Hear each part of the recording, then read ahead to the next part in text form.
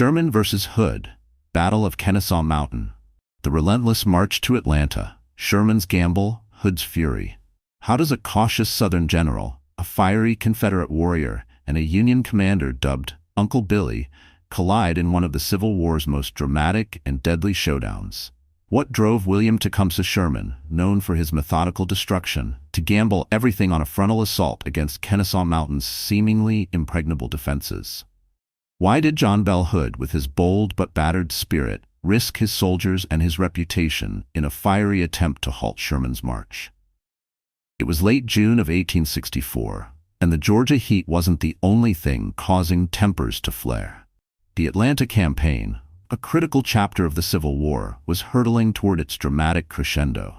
The two titanic personalities at the heart of this story, Major General William Tecumseh Sherman of the Union and Lieutenant General John Bell Hood of the Confederacy, were as different as fire and ice, and they were about to collide at Kennesaw Mountain.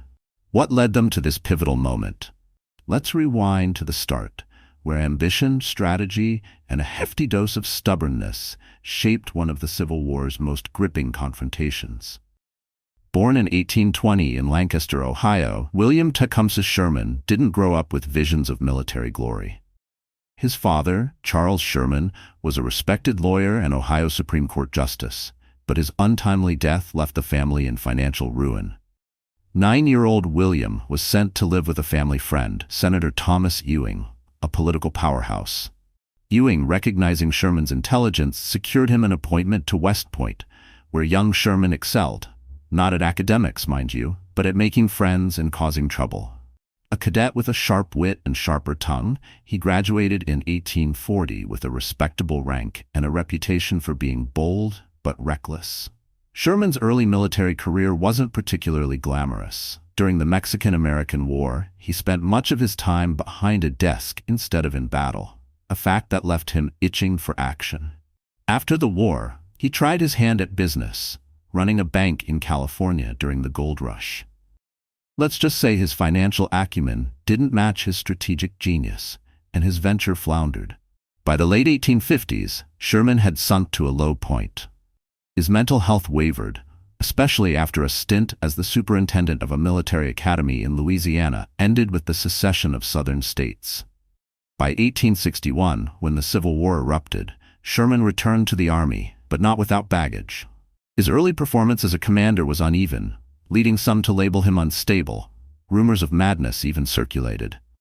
Enter Ulysses S. Grant, the one man who saw Sherman's brilliance beneath the turmoil.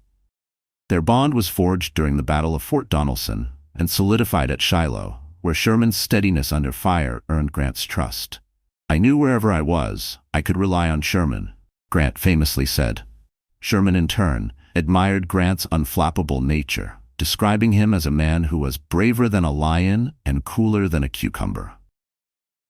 When Grant was promoted to command all Union forces in 1864, he handpicked Sherman to lead the military division of the Mississippi and tasked him with capturing Atlanta, a move that would deal a crippling blow to the Confederacy.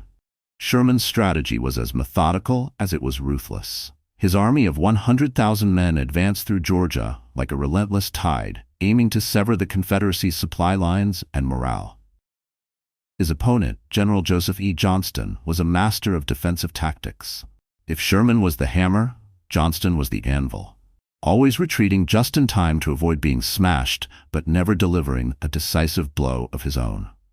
By the time June 1864 rolled around, Sherman was at his wits' end. Johnston had ceded over 70 miles of territory, but had managed to avoid a major battle. Sherman sarcastically quipped, "I'd give my right arm if Johnston would just stand still and fight." If Sherman was a study in contradictions, John Bell Hood was a tragic archetype of Confederate valor. Born in 1831 in Kentucky, Hood came from a genteel Southern family. Like Sherman, he attended West Point, where he was a middling student but a charismatic figure. After graduation, Hood served with distinction in the cavalry, earning a reputation for daring and aggression.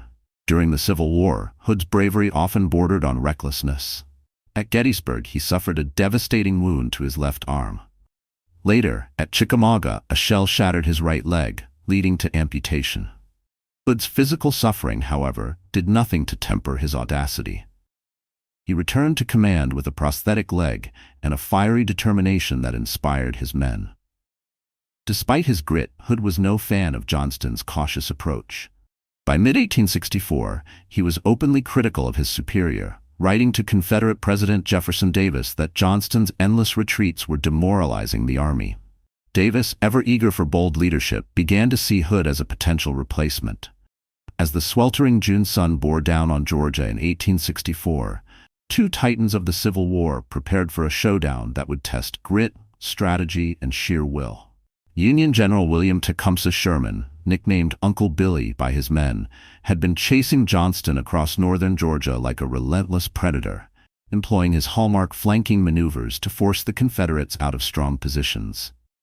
However, Johnston, a master of defensive warfare, had played a maddening game of retreat, always staying one step ahead.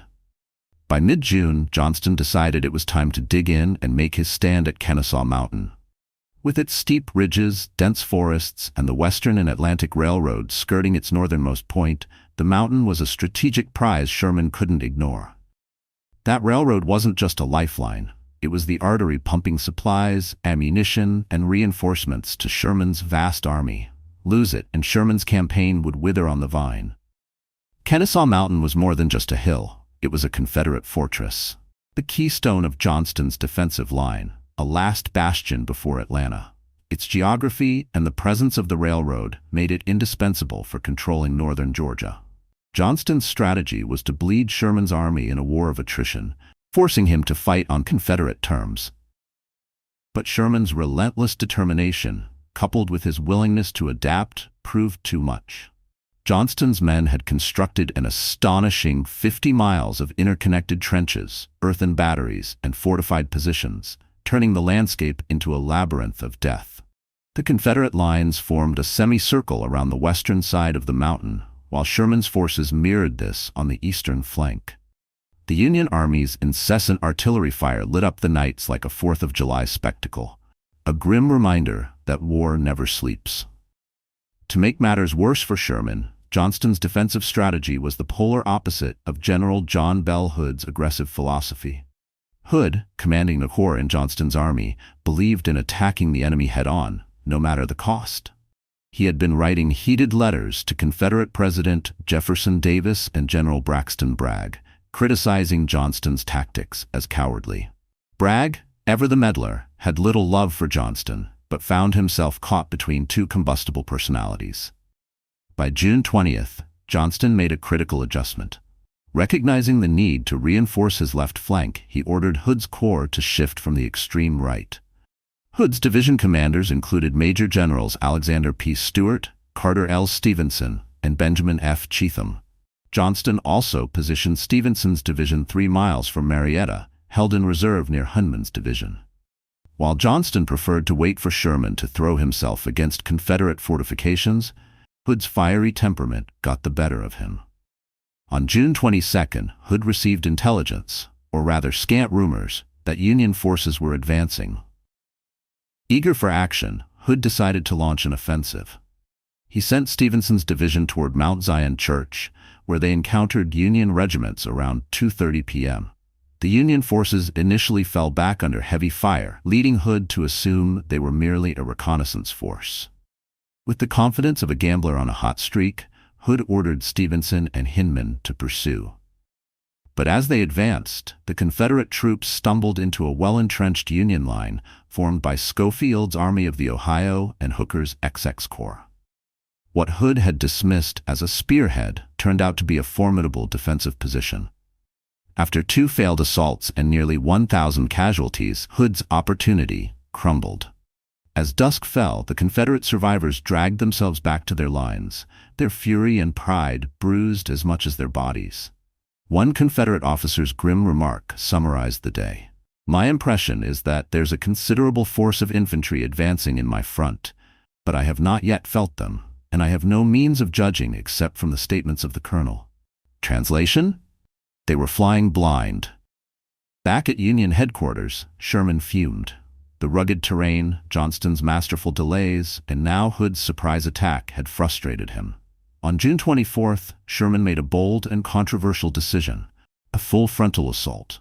His plan involved a coordinated attack across multiple points, exploiting any weakness in the Confederate line. Sherman's trusted commanders, including Major Generals George H. Thomas, Army of the Cumberland, John M. Schofield, Army of the Ohio, and James B. McPherson, Army of the Tennessee, were tasked with executing this audacious gamble. Johnston's forces stretched thin.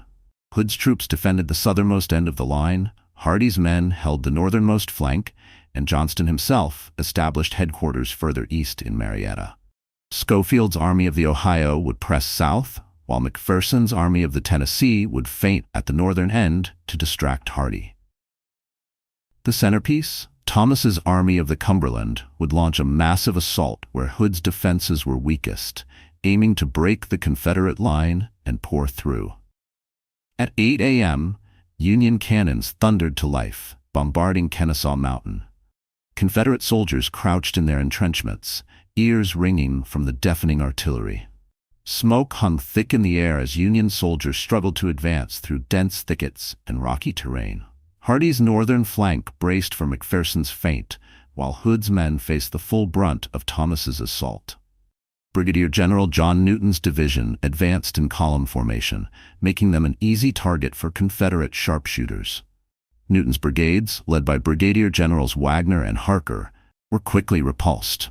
Meanwhile, Brigadier General Jefferson C. Davis's division, including Colonel Daniel McCook's brigade, crossed a creek to attack Hood's position. Confederate fire turned the creek into a death trap. McCook fell mortally wounded, and Captain Fellows's rallying cry, "Come on, boys, we will take it," ended with his own death mere feet from the Confederate trenches. Cheatham's Hill, known as the Dead Angle, became a fiery inferno. Confederate soldier Sam Watkins of the 1st Tennessee Regiment described it vividly. "The hot blood of our dead and wounded spurting on us. The roar of battle made it a perfect pandemonium. The 110-degree heat and relentless Union fire turned the hill into a scene from a nightmare. Yet the Confederates held firm, pouring lead into the advancing Union columns. Amidst the chaos, a forest fire broke out, ignited by the battle's relentless gunfire. Flames consumed the wounded soldiers lying helpless between the lines.